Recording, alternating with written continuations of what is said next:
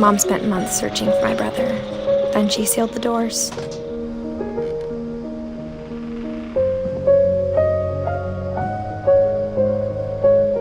Whatever Milton had found in the house, Mom didn't want it getting out.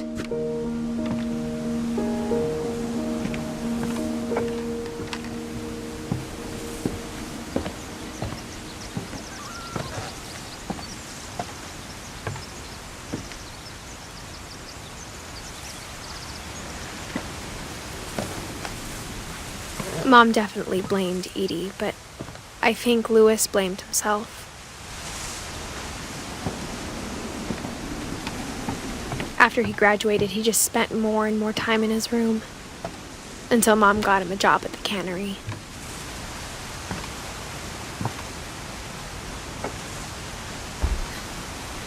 Everyone always told me to stay out of Louis's room, except Louis.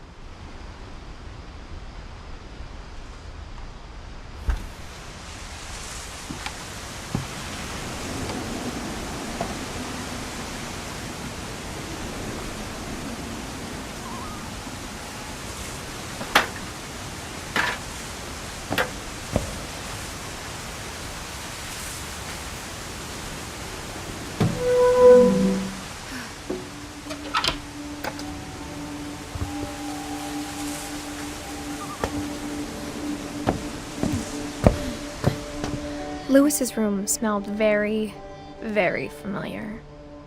That part of him lived on.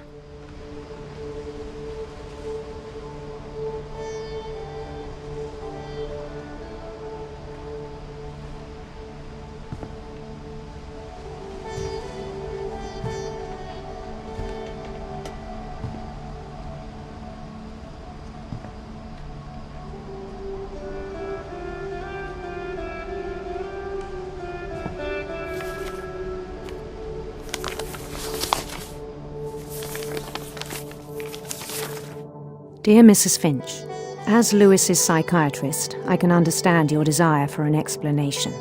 As I see it, the trouble began in January, shortly after we convinced your son to seek treatment for substance abuse.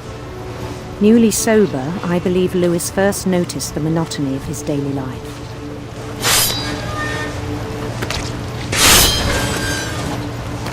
He kept working at the cannery, but he withdrew part of himself. In our sessions, I saw the same behavior. His mind began to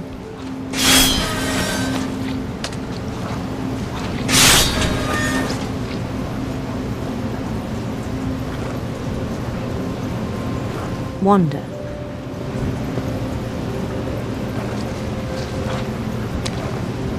I asked him to describe it. He said he started small, imagining a labyrinth. He'd feel his way about. Then something moved. Bats. And toads.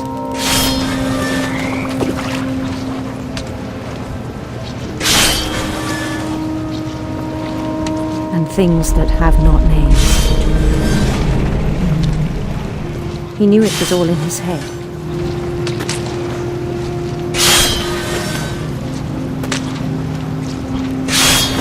He took it very seriously. I had hoped he'd find himself.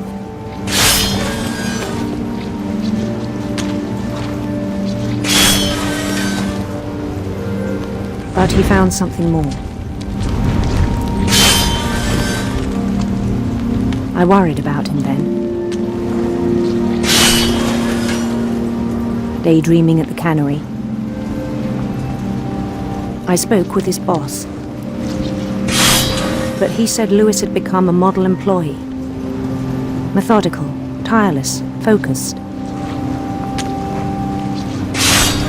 Like a whole new Louis. So I let him go on.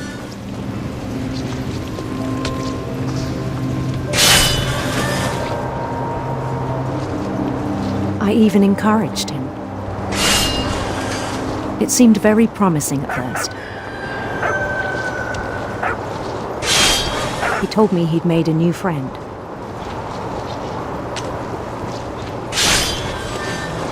on the edge of a city he named Lewis-topia.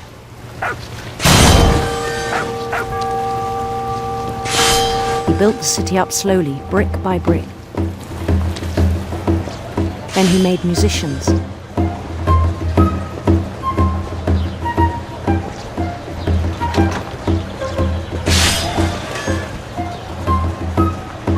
And songs for them to play. He talked about starting a band. And he was always humming something. Every day his imagination grew stronger.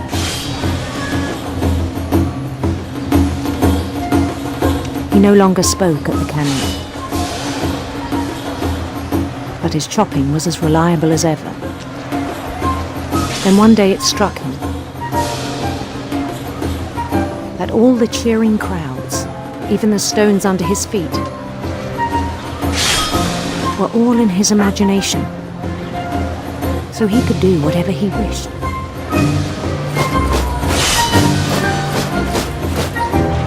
He held an election for mayor, and he won. They begged him to stay, but his mind was already wandering. It became a game for him.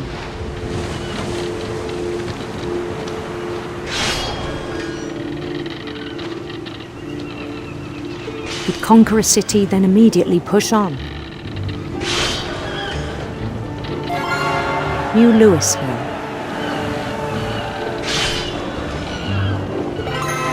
St. Louis. He started drifting away from our reality.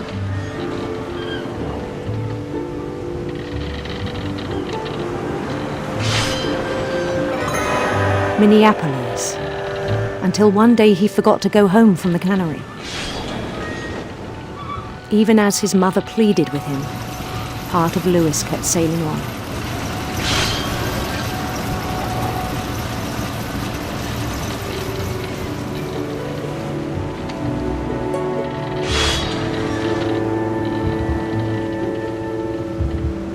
In Lewisburg, he heard rumors of a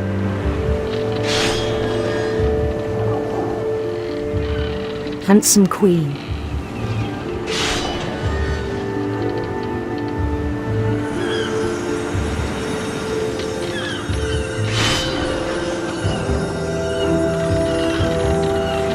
The queen was on her own quest for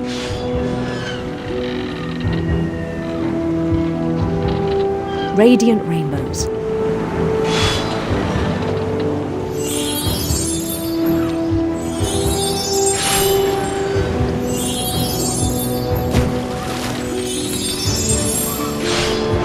He followed the sound of her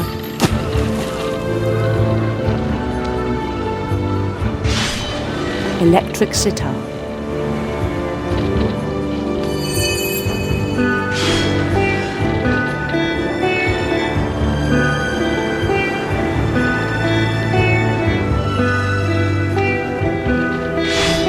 His chase led him to a golden palace east of the sun and west of the moon. Even then, his logic remained sound. He knew the world was all in his imagination.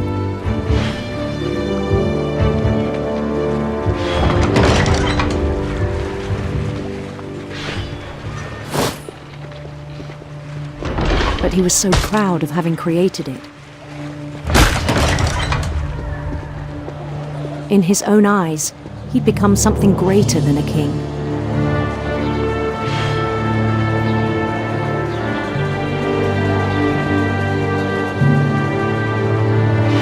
For someone who'd never known success in the real world, I think it was overwhelming. And then it struck him that the real Lewis was not the one chopping salmon, but the one climbing the steps of a golden palace.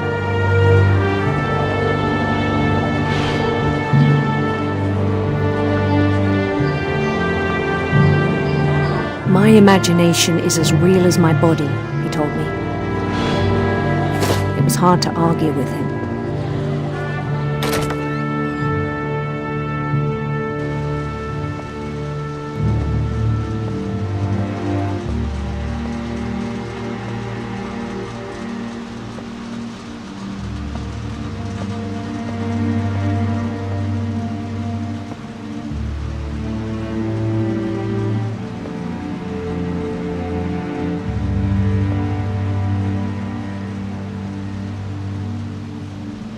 He began to forget the world we know.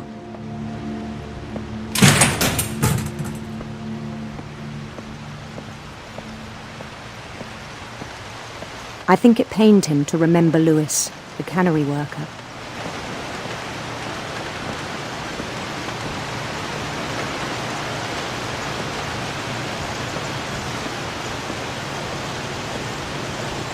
He began to despise the man with a royal contempt.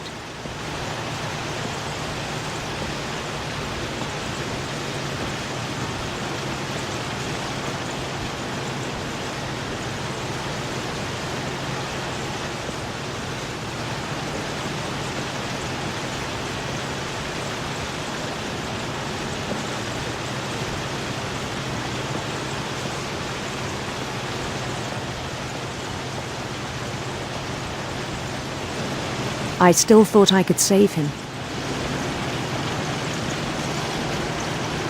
Even after he said he was being crowned king over all the lands of wonder.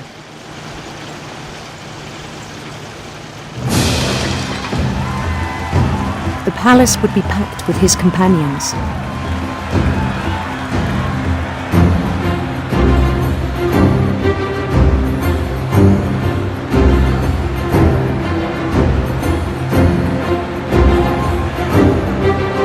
Including the wise Calico who'd insisted on inviting him.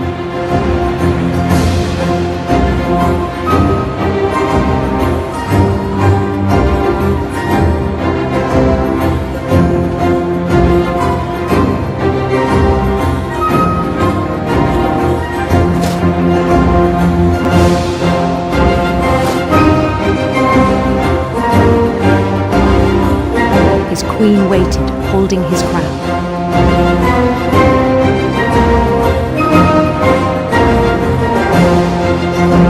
There was only one thing left to do.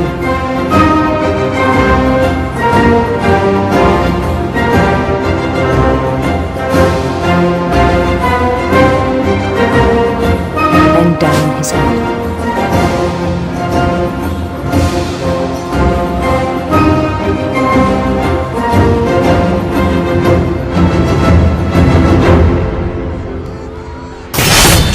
And the rest I think you know. Mrs. Finch, your son was a kind man who will be missed by all of us who knew him.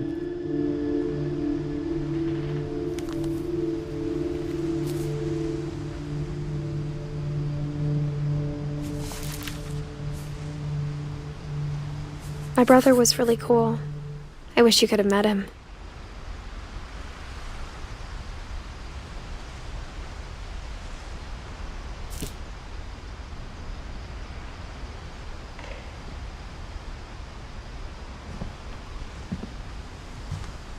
He was so proud of being Indian. I think for him, it was a way to be something other than just a Finch.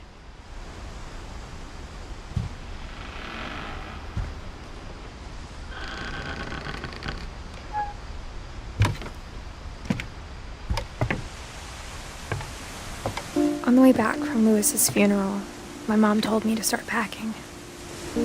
She waited until the day before we left to tell Edie. I'm not sure if she wanted to make it easier or harder.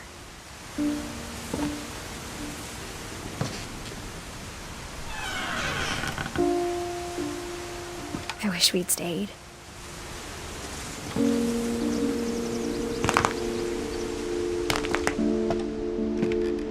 But I understand why we left.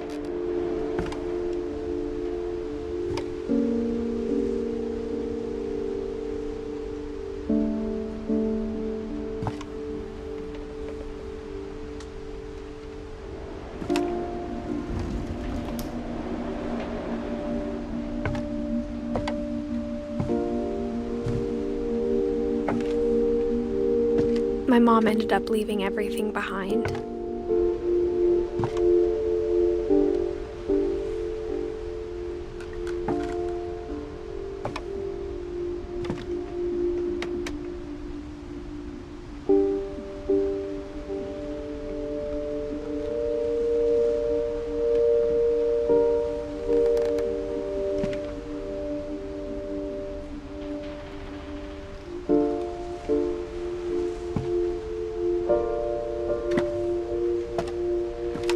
What happened that night had been coming for a long time. Maybe it should have come sooner.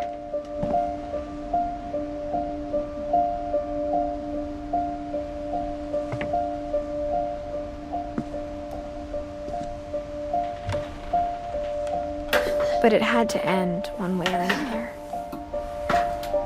All that's left now is to tell you about that last night.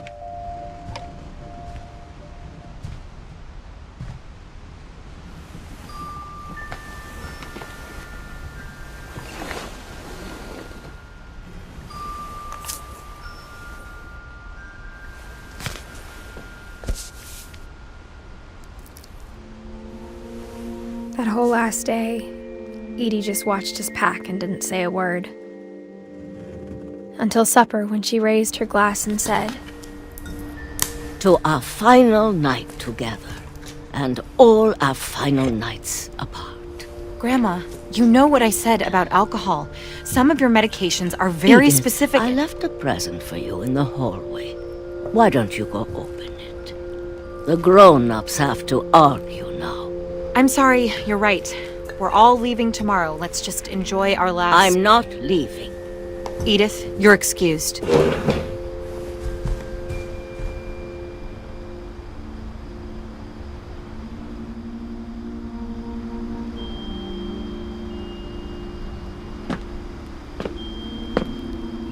the power had been shut off that morning, but Edie always had plenty of candles. When my mom sealed the library, I don't think she knew about the other entrance. Or that Edie had a key to it.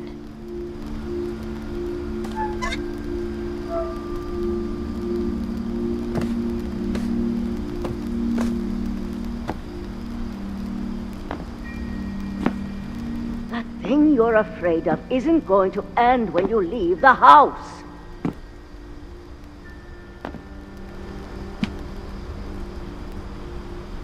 Edith has a right to know these stories. My children are dead because of your stories. I think it's best if Edith and I leave tonight. We'll have the nursing home send a van for you in the morning, okay?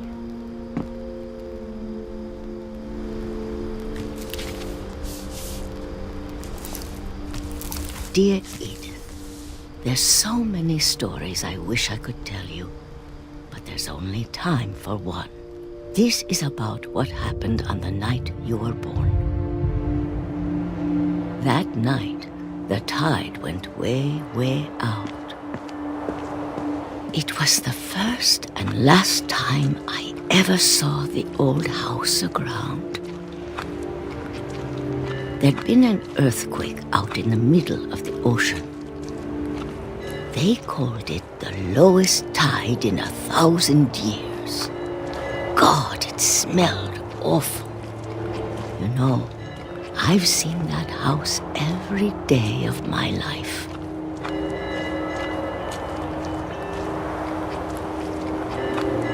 But I never thought I'd go back to it. When the fog rolled in, I lost my way.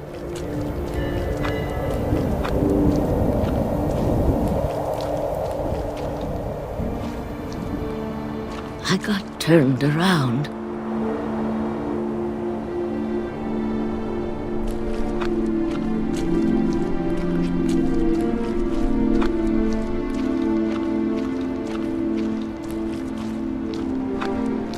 For a while, I wandered.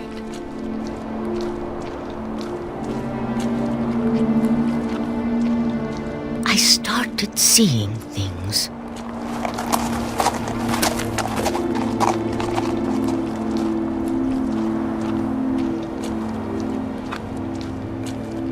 things I'd forgotten had ever existed.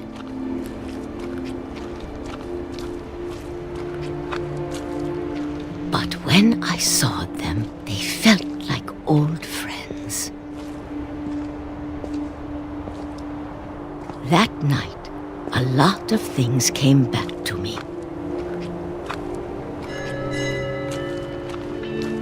Or maybe I came back to them.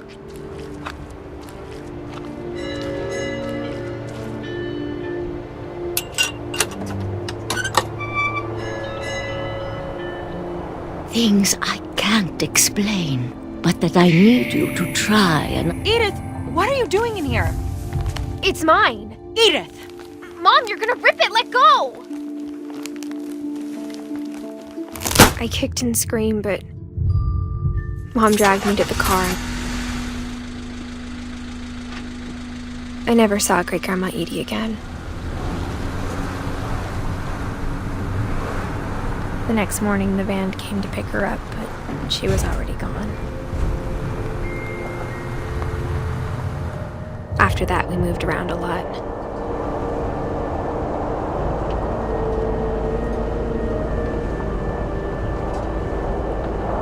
We both tried to make the best of it.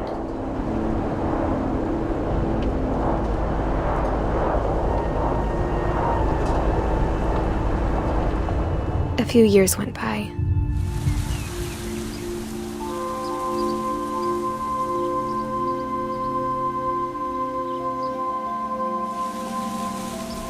My mom didn't like to talk about it, but she started getting sick a lot. The rest happened pretty quickly.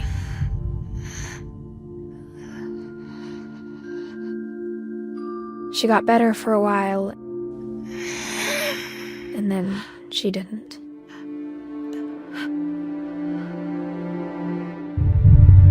And then I was alone. The last Finch left alive.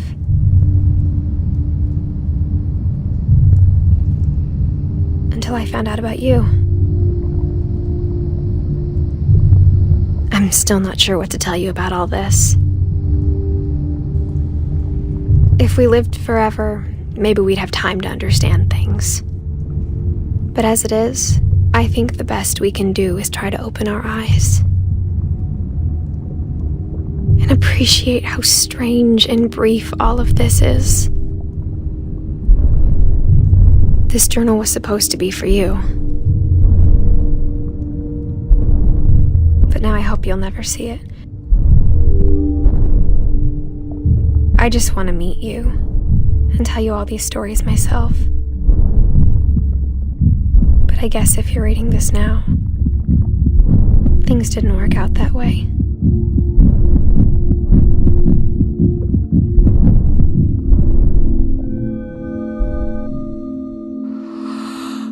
This is where your story begins. I'm sorry I won't be there to see it. It's a lot to ask, but I don't want you to be sad that I'm gone. I want you to be amazed that any of us ever had a chance to be here at all. Good luck.